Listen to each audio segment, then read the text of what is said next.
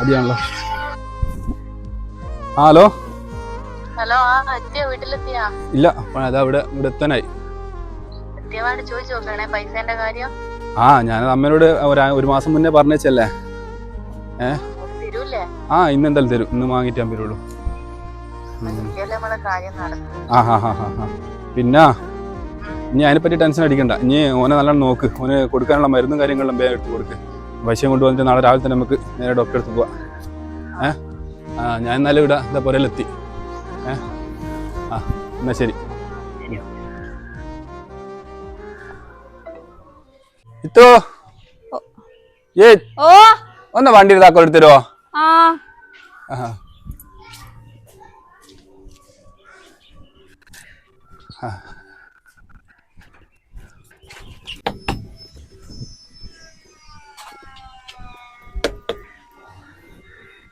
താക്കോൽ എടുത്തോളി.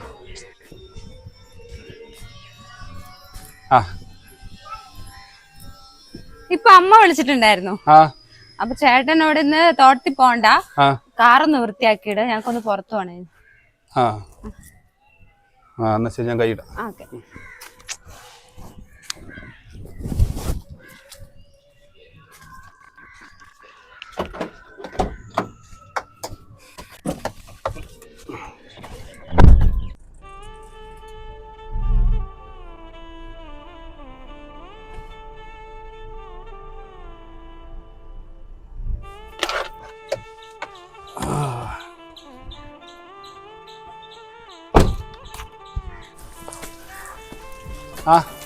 എന്താ?